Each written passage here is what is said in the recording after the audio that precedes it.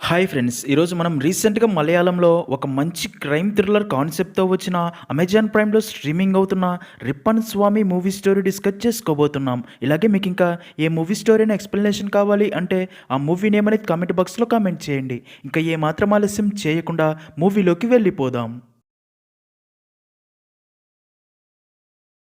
Movie start అవ్వగానే దివాకర్ అనే ఒక వ్యక్తికి ఫోన్ చేసి మీ బ్రదర్ తుపాకీతో షూట్ చేసుకుని చనిపోయాడు అని చెప్పగా అది విన్న దివాకర్ షాక్లో ఉండిపోతాడు. ఇక్కడే మనకి చనిపోయిన వ్యక్తి తమ్ముడు స్వామిని చూపిస్తారు. అసలు ఈ స్వామి ఎవరు, తనని ఎవరైనా చంపారా లేదా నిజంగానే తనకి తానే షూట్ చేసుకుని చనిపోయాడా అన్న నిజం తెలియడానికి స్టోరీ కొన్ని రోజుల వెనక్కి ఫ్లాష్ బ్యాక్లోకి వెళ్తుంది. ఇక్కడే మనకి మూవీలో మెయిన్ క్యారెక్టర్ అయిన స్వామిని చూపిస్తారు. స్వామి పందులను పెంచుతూ వాటి మాంసమంతో డబ్బు సంపాదిస్తూ ఉంటాడు. స్వామి భార్య పేరు మంగళ. స్వామి ఇంట్లో తమతో పాటు తన అన్న ఫ్యామిలీ కూడా కలిసి ఉంటారు. ఒకరోజు మంగళకి ఒక కస్టమర్ ఫోన్ చేసి మాంసం ఆర్డర్ చెప్తాడు. నిజానికి స్వామి దగ్గర పర్సనల్ ఫోన్ అంటూ ఉండదు. అందుకే తన భార్య ఫోన్నే అప్పుడప్పుడు తను కూడా యూస్ చేస్తూ ఉంటాడు. ఇదిలా ఉంటే ఒకరోజు స్వామి తన బెస్ట్ ఫ్రెండ్ అయిన సంతోష్ అండ్ మిగతా సర్వెంట్స్తో కలిసి విన్సన్ అనే వ్యక్తిని కొట్టడానికి వెళ్ళి విన్సన్ని బాగా కొడతారు. ఇక్కడే మనకు తెలిసే ఒక విషయం ఏంటంటే ముందు రోజు సంతోష్ విన్సన్ భార్యకి తన బైక్ మీద లిఫ్ట్ ఇచ్చి తన ఇంటి దగ్గర డ్రాప్ చేసి ఉంటాడు. అది చూసిన కొంతమంది తప్పుగా ఊహించుకుని విన్సన్ భార్యకి సంతోష్కి అఫేర్ ఉన్నట్లు విన్సన్కి చెప్పగా అది విన్న విన్సన్ నిజం తెలుసుకోకుండా సంతోష్ని కొట్టి వార్నింగ్ ఇచ్చి ఉంటాడు. తన తప్పు లేకున్నా సరే విన్సన్ తనని కొట్టాడు అని అంతా స్వామికి చెప్పడంతో ఇప్పుడు స్వామి కూడా విన్సన్ని కొట్టి అందరి ముందు తనకి నిజం చెప్పి సంతోష్కి సారీ కూడా చెప్పిస్తాడు. తర్వాత స్వామి అందరినీ తన పందుల ఫామ్కి తీసుకెళ్లి మాంసం కూర చేసుకుని తింటూ పార్టీ కూడా చేసుకుంటారు. సీన్ కట్ చేస్తే ఇక్కడే మనకి కావేరి అనే ఒక లేడీ పోలీస్ ఆఫీసర్ని చూపిస్తారు. కావేరి ట్రాన్స్ఫర్ మీద అదే ఊరి పోలీస్ స్టేషన్కి వచ్చి డ్యూటీలో జాయిన్ అవుతుంది. నిజానికి కావేరి స్ట్రిక్ట్ పోలీస్ ఆఫీసర్. ఇంకా అలా కావేరి డ్యూటీలో జాయిన్ అవ్వగా అక్కడి పోలీస్ స్టాఫ్ తనతో ఈ ఊర్లో క్రైమ్ రేట్ చాలా తక్కువ మేడం, ఇక్కడ పోలీసులతో పనే ఉండదు అని చెప్తారు. అయితే అప్పటికే కావేరి ఆ ఊరి గురించి ఫుల్ డీటెయిల్స్ తెలుసుకుని ఉంటుంది. అక్కడ క్రైమ్స్ జరుగుతున్నా సరే ఎవ్వరూ కూడా పోలీస్ స్టేషన్కి వచ్చి రిపోర్ట్ చేయరు అని తెలియడంతో ఆ ఊర్లో జరిగే క్రైమ్స్ని తెలుసుకుని కంట్రోల్ చేయాలని ఫిక్స్ అవుతుంది. ఇదిలా ఉంటే మరుసటి రోజు ఒక స్కూల్లో యాన్యువల్ ఫంక్షన్ జరుగుతూ ఉండగా అప్పుడే స్వామి అండ్ తన ఫ్రెండ్స్ అక్కడికి వస్తారు. స్వామి అక్కడే ఉన్న కప్పు అనే రౌడీని చూసి తనని కొట్టడం స్టార్ట్ చేయగా అలా రెండు గ్రూప్స్ మధ్య గొడవ పెద్దదవుతుంది. ఇంకా ఈ విషయం కాస్త పోలీసులకి తెలియడంతో కావేరి రెండు గ్రూప్స్ వారిని పోలీస్ స్టేషన్కి పిలుస్తుంది.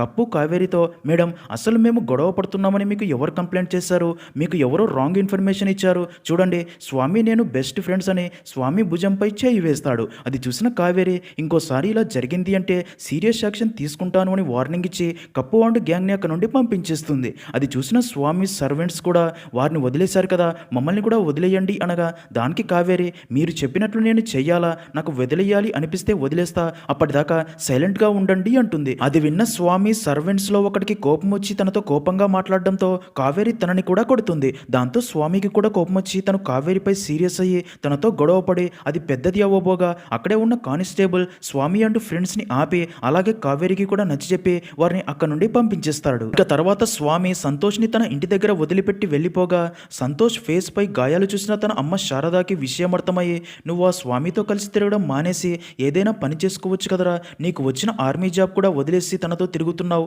మీ నాన్న వారి ఇంట్లో పనిచేస్తూ వారి ఫ్యామిలీ కోసం కష్టపడి చనిపోయాడు అనగా దానికి సంతోష్ అమ్మ స్వామి నన్ను ఆనంద్ని తన సొంత వారిలా చూసి మా కోసం చాలా చేశాడు, అలాంటి వాడికి తోడుగా ఉండడం తప్పు కాదు కదా అంటాడు. నెక్స్ట్ సీన్లో పోలీస్ ఆఫీసర్ కావేరి తన కానిస్టేబుల్ని స్వామి గురించి అలాగే స్వామి అండ్ కప్పుకి మధ్య గొడవలేంటని అడగ్గా దానికి కానిస్టేబుల్ స్వామి అండ్ కప్పుకి మధ్య చాలా కాలంగా గొడవలు జరుగుతున్నాయి, నిజానికి స్వామి అండ్ కప్పు మొదట్లో చాలా మంచి ఫ్రెండ్స్ కానీ తర్వాత జరిగిన కొన్ని సంఘటనల వల్ల ఇద్దరు బద్ధ శత్రువులుగా మారి ఉంటారు. ఇంకా ఇప్పుడు కప్పు స్వామి మీద కోపంతో స్వామికి చెందిన అరటి తోటలో చెట్లు మొత్తం నరికేసి ఉంటాడు. అందుకే స్వామి కప్పుపై అటాక్ చేసి కొడతాడు. ఇంకా స్వామితో పాటు ఎప్పుడూ 5 మంది ఉంటారు. నిజానికి వాళ్ళు ఫ్రెండ్స్ కాదు, స్వామి దగ్గర పనిచేసే సర్వెంట్స్. అందులో ముగ్గురు స్వామి నాన్న కాలం నుండి పనిచేస్తూ ఉంటారు. ఇంకా సంతోష్ అమ్మ కూడా స్వామి ఇంట్లో పనిచేసేది. ఎప్పుడైతే తన భర్త చనిపోయాడో అప్పటి నుండి పని మానేసి ఉంటుంది. ఇంకా శారదా కొడుకు సంతోష్ అలాగే ఆనంద్ని స్వామి ఇద్దరిని బాగా చదివించి ఉంటాడు.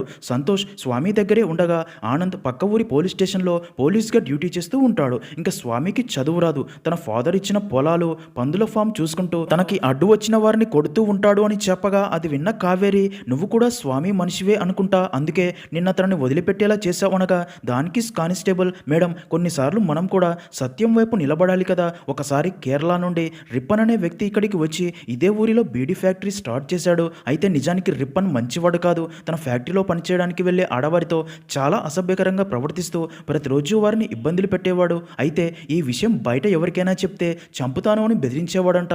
దాంతో మహిళలు రిప్పన్ అరాచకాలు భరిస్తూ ఉండేవారు. కానీ ఒకరోజు ఆ విషయం కాస్త స్వామికి తెలిసి కోపంతో రిప్పన్ని చాలా దారుణంగా కొడతాడు. ఆ రోజు నుండి రిప్పన్ ఎవరికీ కనిపించలేదు. ఊర్లో కొంతమంది స్వామికి భయపడి రిప్పన్ పారిపోయాడు అనుకోగా, మరికొంతమంది స్వామిని రిప్పన్ని చంపేశాడు అనుకుంటూ ఉంటారు. అప్పటి నుండి ఊర్లో అందరూ స్వామిని రిప్పన్ స్వామి అని పిలుస్తున్నారు అని అంతా చెప్తాడు. సీన్ కట్ చేస్తే ఒకరోజు రాత్రి స్వామి కొంచెం టెన్షన్ పడుతూ ఇంటికి వచ్చి తన భార్య దగ్గర నుండి ఫోన్ తీసుకుని తన సర్వెంట్స్కి ఫోన్ చేసి, మీరు వెంటనే నా తోట దగ్గరికి రండి, నేను జీపులో ఇంటికి వస్తూ ఉండగా సడన్గా ఒక పులి నా కారు కింద పడి చనిపోయింది, దాన్ని అక్కడే పూడ్చి పెడదామని చెప్పి అలా స్వామి ఆ ప్లేస్కి వెళ్ళగా తన సర్వెంట్స్ కూడా అలా కాసేపటికి అక్కడికి వస్తారు. ఇంకా అప్పటికే స్వామి పులి బాడీని ఒక సంచిలో పెట్టి ఉంటాడు. దాంతో వాళ్ళు అక్కడే ఒక గుంత దొవ్వి దాన్ని పూడ్చి పెడతారు. నిజానికి ఈ విషయం బయటికి తెలిస్తే పోలీసులతో ప్రాబ్లం అవుతుందని అందుకే ఇలా చేస్తున్నాను అని స్వామి వారితో చెప్తాడు. అలా పని పూర్తయ్యాక వారు తమని జీపులో వారి ఇంటి దగ్గర వదిలిపెట్టడానికి రమ్మనగా దానికి స్వామి, ఇప్పటికే రాత్రి అయింది,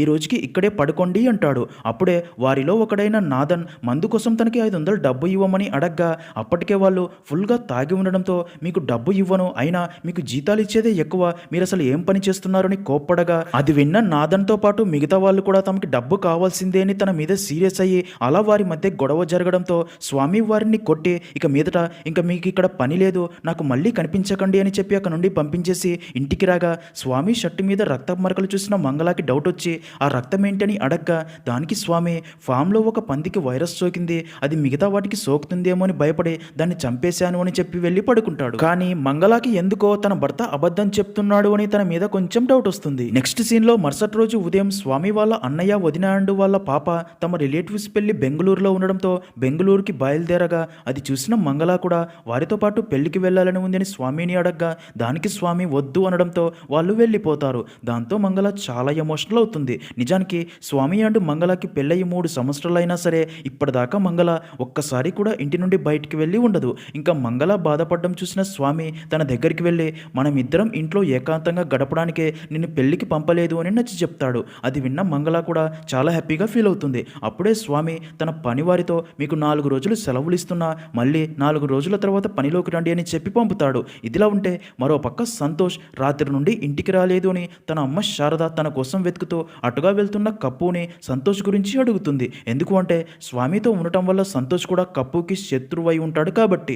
కప్పు శారదతో, నాకు శత్రువు స్వామి కానీ సంతోష్ కాదు, సంతోష్ గురించి తెలిస్తే మీకు చెప్తాను అంటాడు. తర్వాత శారద స్వామి ఇంటికి వెళ్ళి, సంతోష్ రాత్రి నుండి ఇంటికి రాలేదు, తను ఎక్కడ ఉన్నాడో నీకు తెలుసా అని అడగ్గా దానికి స్వామి, నిన్న అతన్ని కలిశాను, తర్వాత ఇంటికి వెళ్తాను అని చెప్పి వెళ్ళిపోయాడు, తర్వాత నాకు కాల్ కూడా చేయలేదు, తను సాయంత్రంలోగా ఇంటికి తిరిగి వస్తే ఓకే, లేదంటే నాకు చెప్పండి, నేను కూడా తన కోసం వెతుకుతాను, రాత్రిలోగా తన గురించి ఏమీ తెలియకపోతే రేపు పోలీస్ స్టేషన్లో కంప్లైంట్ ఇవ్వండి అని చెప్పి పంపుతాడు. మరో పక్క స్వామి సర్వెంట్స్ రాత్రి జరిగిందే ఆలోచిస్తూ స్వామి మీద కోపంతో తనను ఎలాగైనా కేసులో ఇరికించాలి అని పోలీస్ ఆఫీసర్ కావేరిని కలిసి, మేడం స్వామి రాత్రి తమతో పులి బాడీని పూడ్పించాడు అని చెప్పి ఆ ప్లేస్కి తనని తీసుకొని వచ్చి ఆ ప్లేస్లో త్రవ్వి చూడగా ఒక సంచి ఉంటుంది. అప్పుడే అక్కడికి వచ్చిన స్వామి వారిని చూసి వారిపై మరింత కోపం వస్తుంది. అప్పుడే వారు కావేరితో, మేడం ఈ సంచిలోనే పులి బాడీ ఉంది అని ఓపెన్ చేసి అందులో ఉంది చూసి మైండ్ బ్లాక్ అయ్యి షాక్లో ఉండిపోతారు. ఇక్కడే ట్విస్ట్ ఏంటంటే ఆ సంచిలో పులి బాడీ ఉండదు, పంది బాడీ ఉంటుంది. అప్పుడే స్వామి కావేరితో, మేడం వీళ్ళందరూ నిన్న రాత్రి ఫుల్గా తాగి మత్తులో ఉన్నారు, నా పందుల ఫామ్లో ఒక పందికి వైరస్ సోకి చనిపోయింది, దాన్ని పూడ్చడానికే వీరితో ఇక్కడ గుంత తవ్వించి దాన్ని పూడిపించాను, తర్వాత వీరు మళ్ళీ తాగడానికి డబ్బు అడిగారు, అప్పటికే ఫుల్గా తాగి ఉండడంతో డబ్బు ఇవ్వను అన్నాను, దాంతో అదే కోపంతో ఇప్పుడు మిమ్మల్ని ఇక్కడికి తీసుకొని వచ్చి తప్పుని నా మీదికి తోయాలని చూస్తున్నారు అని చెప్తాడు. అది విన్న కావేరికి చాలా కోపం వచ్చి వారందరిని తిట్టి అక్కడి నుంచి వెళ్ళిపోతుంది. ఇంకా అప్పుడే స్వామి వాళ్ళతో, ఇన్నాళ్ళు నమ్మకంగా పనిచేసిన మీరే నన్ను పోలీస్ కేసులో ఇరికించాలని చూశారు కదా, అయితే నిజం చెప్తాను వినండి, నిన్న రాత్రి మీతో పూడిపించింది పులి బాడీ కాదు, అది ఒక మనిషి శవం, తనని నేనే చంపేశాను, మీకు ధైర్యం ఉంటే ఆ శవం ఎక్కడ ఉందో కనిపెట్టి అప్పుడు నన్ను పోలీసులకు పట్టించండి అని సవాల్ చేస్తాడు. అది విన్న వారందరూ ఇంతకీ ఆ శవం ఎవరిది అని షాక్ లో ఉండిపోతారు. సీన్ కట్ చేస్తే మరుసటి రోజు ఉదయానికి కూడా సంతోష్ గురించి ఎలాంటి ఇన్ఫర్మేషన్ తెలియకపోవడంతో సంతోష్ అమ్మ శారద పోలీస్ స్టేషన్కి వెళ్ళి మిస్సింగ్ కంప్లైంట్ ఇవ్వగా పోలీస్ ఆఫీసర్ కావేరి ఎంక్వైరీలో భాగంగా సంతోష్ గురించి అడగడానికి స్వామి ఇంటికి వచ్చి సంతోష్ చివరిసారిగా నీ భార్యకే ఫోన్ చేసి మాట్లాడాడని చెప్తుంది. దానికి స్వామి, నా దగ్గర ఫోన్ లేదు మేడం, అందుకే నా భార్య ఫోనే నేను కూడా యూజ్ చేస్తూ ఉంటాను. నిన్న ఉదయం టిఫిన్ తినడానికి ఇంటికి రమ్మని పిలవడానికి కాల్ చేశాను, తను వస్తానన్నాడు. తర్వాత సంతోష్ నాకు కూడా కాల్ చేయలేదు అని చెప్పడంతో అది విన్న కావేరి అక్కడి నుండి వెళ్ళిపోతుంది. ఇంకా తన భార్య టెన్షన్ పడ్డం చూసిన స్వామి తనతో, నువ్వేం టెన్షన్ పడకు, ఈ పోలీసులకి నిర్దోషులే క్రిమినల్స్లా కనిపిస్తారులే అని చెప్తాడు. ఇంకా అదే రోజు స్వామి ఆనంద్కి ఫోన్ చేసి 1 నెల రోజులు డ్యూటీకి లీవ్ తీసుకుని రమ్మనడంతో ఆనంద్ లీవ్ తీసుకుని రాగా స్వామి తనని కలిసి తనతో, నీకు నేను ఎంత హెల్ప్ చేశానో తెలుసు కదా, నీకు ఈ పోలీస్ జాబ్ రావడానికి, పక్క ఊర్లోనే నీకు పోస్టింగ్ రావడానికి ఎంతమందికి లంచాలు ఇచ్చి కష్టపడ్డానో నీకు బాగా తెలుసు. ఇప్పుడు నువ్వు నా కోసం ఒక సహాయం చేయాల్సిన సమయం వచ్చింది అని చెప్పగా అది విన్న ఆనంద్, నీ కోసం ఎంతటి సహాయమైనా చేస్తాను, అదేంటో చెప్పు అంటాడు. దానికి స్వామి, సమయం వచ్చినప్పుడు ఆ సహాయం ఏంటో చెప్తానులే, కానీ రేపే కదా నీ పెళ్లి రోజు, రేపు నీ భార్యని తీసుకుని మా ఇంటికి లంచ్కి రా అని చెప్పి వెళ్ళిపోతాడు. ఇంకా మరుసటి రోజు ఆనంద్ తన భార్య శాలినిని తీసుకుని స్వామి ఇంటికి రాగా అందరూ కలిసి లంచ్ చేస్తూ ఉంటారు. అప్పుడే శాలిని మంగళతో, మీకు స్వామి అన్నయ్య అంటే చాలా ఇష్టమని తెలుసు, కానీ తనలో మీకు నచ్చని హ్యాబిట్ ఏదైనా ఉందా అని అడగ్గా దానికి మంగళ నవ్వుతూ, ఈయన కొన్నిసార్లు ఎన్ని రోజులైనా సరే స్నానం సరిగ్గా చెయ్యరు అని చెప్తుంది. అది విన్న స్వామికి కోపం వచ్చి మంగళ వైపు కోపంగా చూస్తాడు. అది గమనించిన శాలిని వారి మూడ్ మార్చాలి అని స్వామితో, అన్నయ్య అసలు మీరు మంగళాన్ని మొదట ఎప్పుడు చూశారు, ఎలా కలిశారు చెప్పండి అని అడగ్గా స్వామి జరిగింది చెప్తాడు. 3 సంవత్సరాల క్రితం ఈ ఊరిలో ఒక ఫ్రీ మెడికల్ క్యాంప్ ఏర్పాటు చేయగా ఆ మెడికల్ స్టాఫ్లో మంగళ కూడా ఉంటుంది. అలా ఫ్రీ చెకప్ కోసం వచ్చిన స్వామి మొదటిసారి మంగళాన్ని చూసి ఇష్టపడి ఉంటాడు. ఇంకా స్వామి అటువైపు ఎప్పుడు వెళ్ళినా సరే మంగళ తనని కూడా గమనించడం స్వామి కూడా చూస్తాడు. దాంతో స్వామికి కూడా మంగళ నచ్చడంతో ఒకరోజు తనని కలిసి తనకి అదే విషయం చెప్పి తర్వాత మంగళ ఫాదర్తో మాట్లాడి అందరికీ ఓకే అవడంతో అలా వారి పెళ్లి జరిగి ఉంటుంది. ఇంకా అదే రోజు రాత్రి స్వామి అండ్ ఆనంద్ ఇంటి బయట మాట్లాడుకుంటూ ఉండగా అప్పుడే స్వామి ఆనంద్తో, నీకు ఒక విషయం చెప్పాలరా, సంతోష్ని నేనే చంపేశాను అని చెప్తాడు. అది విన్న ఆనంద్ షాక్ అయ్యి, అసలు ఏం జరిగింది, సంతోష్ని ఎందుకు చంపావని అడుగుతాడు. దానికి స్వామి, ఆ సంతోష్ మంచివాడు కాదు, బెస్ట్ ఫ్రెండ్ భార్య అని చూడకుండా నా భార్య మంగళని తప్పుడు దృష్టితో చూస్తూ నేను ఇంట్లో లేని సమయాల్లో ఇంట్లోకి వెళ్ళి తనతో కలిసి ఉండేవాడు, నమ్మక ద్రోహం చేసిన వాడిని నేనే చంపేశా. అయితే నేను మరొక హత్య కూడా చెయ్యాలి, అది ఎవరిదో కాదు నా భార్యదే. వాడు అంత చేస్తున్నా సరే నా భార్య నాకు ఒక్కసారి కూడా దీని గురించి చెప్పలేదు అంటే నా భార్యకి కూడా సంతోష్ అంటే ఇష్టం ఉండాలి కదా, నాకు తెలియకుండా ఇద్దరు అఫేర్లో ఉంటూ నన్ను మోసం చేశారు, అందుకే ఇద్దరిని చంపాలని ఫిక్స్ అయ్యా, మొదట సంతోష్ని చంపాను, ఇంకా నా భార్య హత్య ఒకటే మిగిలింది అంటాడు. అది విన్న ఆనంద్, కోపంలో డెసిషన్లు తీసుకోకు, మొదట నీ భార్యని ఈ విషయం గురించి అడుగు, అప్పుడు అసలు నిజమేంటో తెలుస్తుంది, అప్పుడు కూడా తను నిజంగానే తప్పు చేసింది అని తెలిస్తే అప్పుడు చంపేయి అంటాడు. దానికి స్వామి కోపంలో, నీ భార్య ఇలాగే చేస్తే నువ్వు కూడా ఏం చేస్తావు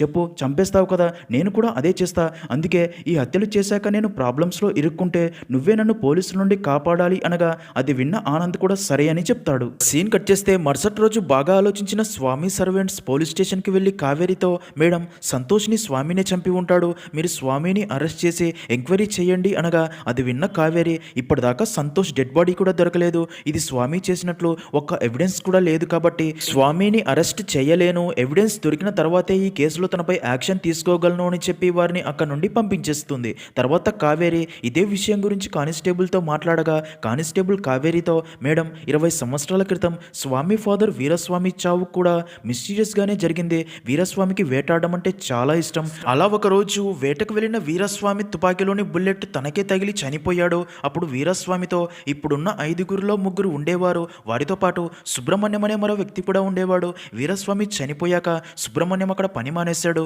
వీరస్వామి అండ్ సంతోష్ల చావులకి ఆ 5 మంది పనివారికి ఏదో లింక్ ఉందేమో అనిపిస్తుంది అని చెప్తాడు. అది విన్న కావేరి, ఒకసారి సుబ్రహ్మణ్యంని కలిసి మాట్లాడితే ఏదైనా ఇన్ఫర్మేషన్ తెలుస్తుంది అని అలా వెళ్ళి సుబ్రహ్మణ్యాన్ని కలిసి వీరస్వామి గురించి అడగ్గా దానికి సుబ్రహ్మణ్యం, వీరస్వామికి అడవి పందులను వేటాడడం అంటే చాలా ఇష్టం ఉంటుంది, వీరస్వామితో పాటు వీళ్ళు కూడా అడవిలోకి వెళ్ళేవారు. ఒకరోజు అలా అడవిలోకి వెళ్ళిన వీరస్వామి అడవి పందులను వేటాడుతూ ఉండగా అందరూ తలో దారిలో వెళ్తారు. అలా కాసేపటికే బుల్లెట్ సౌండ్స్ వినిపించడంతో అందరూ అటువైపుగా వెళ్ళి చూడగా వీరస్వామి బాడీలోకి బుల్లెట్ దిగి చనిపోయి ఉంటాడు. ఇంకా వీరస్వామి చనిపోయాక అదే ఇంట్లో పనిచేసే శారద భర్త అంటే సంతోష్ ఫాదర్ విశ్వనాథం ఆ ఇంటి పెత్తనం మొత్తం తన చేతిలోకి తీసుకొని చలాయించడం స్టార్ట్ చేస్తాడు. దాంతో సుబ్రహ్మణ్యం అక్కడ పని మానేసి ఉంటాడు. తర్వాత 1 సంవత్సరానికే విశ్వనాథం శవం కూడా అక్కడే ఒక నది పక్కన దొరుకుతుంది. అందరూ విశ్వనాథం ఫుల్గా తాగి నదిలో పడి చనిపోయారు అనుకుంటారు. అలా సుబ్రహ్మణ్యం జరిగిందంతా చెప్పి వీరస్వామి చనిపోవడానికి ముందు తనతో పాటు తన కొడుకు స్వామి ఎప్పుడూ తనతోనే ఉండేవాడు.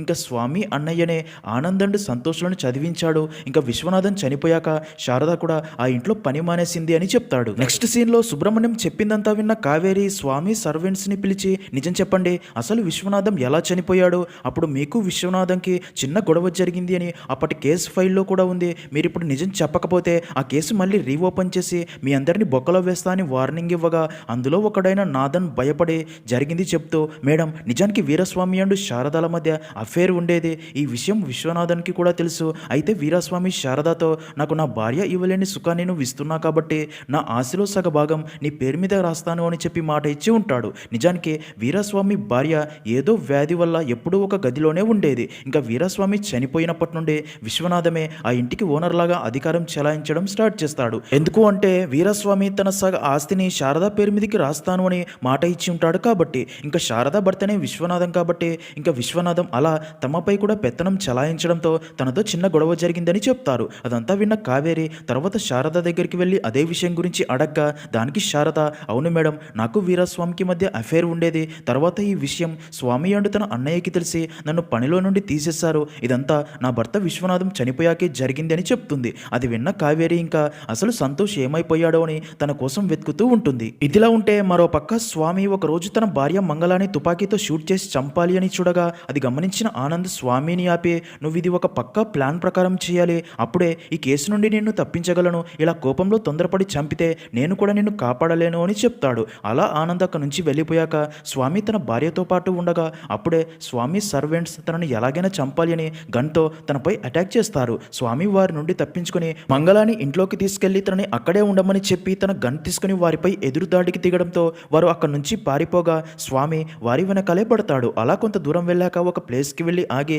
స్వామిని చూసి వాళ్ళు నవ్వుతారు. అప్పుడే అక్కడికి కప్పు తన గ్యాంగ్తో వస్తాడు. నిజానికి వారు కప్పుతో చేతులు కలిపి స్వామిని చంపడానికి ఇదంతా ప్లాన్ వేసి ఉంటారు. ఇంకా కప్పు అండ్ గ్యాంగ్ స్వామిపై అటాక్ చేసి చంపబోగా స్వామి కప్పు అండ్ గ్యాంగ్ అందరినీ కొడుతూ ఉంటాడు. అలా కాసేపటికి అక్కడికి ఆనంద్ వచ్చి గన్తో ఫైరింగ్ చేయగా కప్పు అండ్ గ్యాంగ్ అందరూ అక్కడ నుండి పారిపోతారు. ఆనంద్ స్వామితో మాట్లాడి అక్కడ నుండి ఇంటికి పంపుతాడు. ఇంకా అదే రోజు స్వామి సర్వెంట్స్లో ఒక వ్యక్తి బాగా ఆలోచించి ఆ రోజు స్వామి తమకి పులి బాడీ అని చెప్పి దాన్ని పూడ్చడానికి గుంత తవ్వించినప్పుడు గుంత లోతుగా తవ్వి దాన్ని పూడ్చిపెట్టాం కదా, మరి ఆ రోజు పోలీస్ ఆఫీసర్ కావేరిని తీసుకెళ్లి తవ్వినప్పుడు తక్కువ లోతులోనే పంది బాడీ ఉండింది, అంటే దాని కింద మరింత లోతులోనే మేము పూడ్చిన బాడీ ఉండి ఉంటుంది అని అదే విషయం కావేరికి చెప్పి మళ్ళీ అదే ప్లేస్కి వెళ్ళి ఈసారి మరింత లోతుగా తవ్వి చూడగా నిజంగానే అక్కడ సంచిలో సంతోష్ డెడ్ బాడీ దొరుకుతుంది. అదంతా స్వామి అండ్ ఆనంద్ దూరం నుండి చూస్తూ ఉంటారు. అప్పుడే సంతోష్ డెడ్ బాడీని చూసి తన అమ్మ ఏడుస్తూ ఉంటుంది. ఆనంద్ స్వామితో ఇదంతా నేను చూసుకుంటా, మీరు సైలెంట్గా ఉండండి అని చెప్పి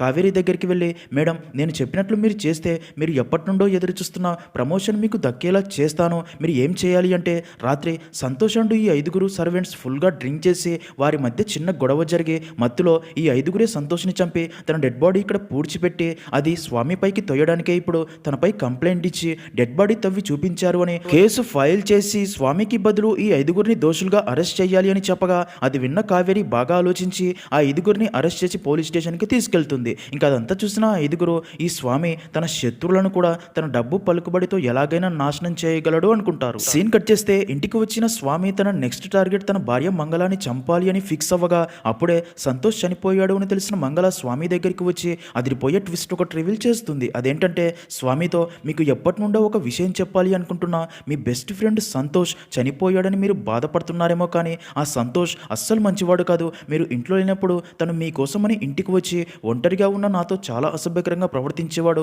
నన్ను ఎక్కడ పడితే అక్కడ టచ్ చేసేవాడు. ఒకసారి తన చెంప చెల్లుమనేలా కొట్టాను, ఇంకోసారి ఇలా చేస్తే నా భర్తకి చెప్తాను అనగా దానికి తను చెప్పు, అప్పుడు తను నన్ను చంపి జైలుకి వెళ్తాడు అని చెప్పి నవ్వాడు. మీరు ఇద్దరు చిన్నప్పటి నుండి ఫ్రెండ్స్ కదా, అందుకే మీకు ఈ విషయం చెప్తే ఎక్కడ కోపంలో నిజంగానే తనను చంపేస్తారేమో అనే భయంతో చెప్పలేకపోయాను. ఇప్పుడు వాడిని ఎవరో చంపేశారు కదా, అందుకే మీకు ఈ నిజం చెప్తున్నాను అంటుంది. అది విన్న స్వామి మైండ్ బ్లాక్ అయ్యి ఇన్ని రోజులు తన భార్య తప్పు చేసింది అనుకుని చంపాలి అనుకున్నా అని చాలా ఎమోషనల్ అయ్యి సంతోష్ని నేనే చంపేశాను అని అంతా చెప్తాడు. అలాగే మా అమ్మకి ఆరోగ్యం బాగోలేక తను ఎప్పుడూ ఒక గదిలో ఉండేది. అప్పుడు సంతోషమ్మ మా నాన్నతో పడుకునేది. అది చూసి నాకు చాలా కోపం వచ్చింది. అందుకే మా నాన్నని చంపాలి అని ఒక ప్లాన్ ఆలోచించి మా నాన్న వేటకు తీసుకెళ్లే తుపాకీ ఫైరింగ్ కొట్టడానికి ఏదైనా అడ్డు ఉంటే తుపాకీ పేల్చినప్పుడు బుల్లెట్ ముందుకి కాకుండా వెనక్కి పేలేది. అందుకే ఆ రోజు తుపాకీ గొట్టంలో ఒక గోళీ అడ్డుగా ఎదురుగా పెట్టాను. వేటకు వెళ్ళిన నాన్న అది పేల్చి చనిపోయాడు. తర్వాత మా నాన్న శారదాకి ఇచ్చిన మాట ప్రకారం సగం ఆస్తి తనదే అని విశ్వనాథం రెచ్చిపోయాడు. అందుకే తనని కూడా ప్లాన్ ప్రకారం చంపేశాను.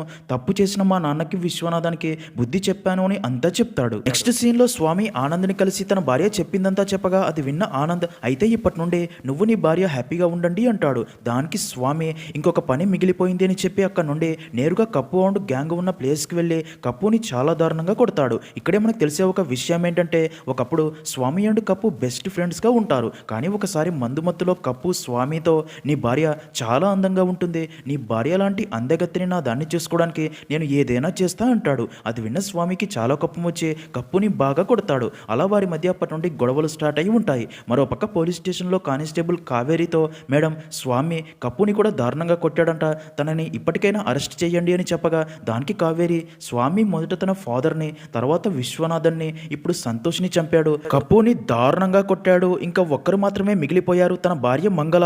ఉదయంలోగా తన భార్యని కూడా చంపాలని చూస్తాడు. తర్వాత ఏం చేయాలో నాకు బాగా తెలుసు, ఉదయం దాకా వెయిట్ చేయి అంటుంది. సీన్ కట్ చేస్తే అదే రోజు రాత్రి స్వామి ఇంటికి రాగా మంగళ తనకి ఫుడ్ పెడుతుంది. స్వామి ఫుడ్ తిని వెళ్ళి పడుకోగా అలా కాసేపటికే తన నోటి నుండి బ్లడ్ కారుతుంది. అది చూసి స్వామి భయపడి తన భార్యని పిలుస్తాడు. ఇక్కడే రిఫిల్ అయ్యే మైండ్ బ్లాక్ అయ్యే ట్విస్ట్ ఏంటంటే స్వామిని ఆ పరిస్థితిలో చూసిన మంగళ హ్యాపీగా ఫీల్ అవుతుంది. నిజానికి స్వామి తినే ఫుడ్లో మంగళ అనే విషయం కలిపి ఉంటుంది. ఇంకో 10 నిమిషాల్లో నువ్వు చనిపోతావు అని చెప్తుంది. అది విన్న స్వామి షాక్ అయ్యి ఇలా ఎందుకు చేసావు అని తనపై అటాక్ చేయబోగా మంగళ తనతో నేను నిజంగానే స్కూల్ డేస్ నుండి సంతోష్ని ఇష్టపడ్డాను, తననే పెళ్లి చేసుకుని తనతో కలిసి హ్యాపీగా ఉండాలి అనుకున్నా. కానీ ఈ విషయం తనకి చెప్పేంత ధైర్యం ఉండేది కాదు. నేను ప్రతిసారి చూసి నవ్వింది మిమ్మల్ని కాదు, మీ పక్కనే ఉండే సంతోష్ని. కానీ మీరు మిమ్మల్ని అనుకుని కనీసం నాకు మీరంటే ఇష్టమా లేదా అని అడగకుండా మా నాన్నతో మాట్లాడి పెళ్లి చేసుకున్నారు. మీకు కావాల్సింది నా శరీరం మాత్రమే కదా, నేను బాగా చదువుకొని డాక్టర్ కావాలి అని ఎన్నో కలలు కన్నాను. కానీ మీరు పెళ్ళైన 2వ రోజే నన్ను దారుణంగా కొట్టి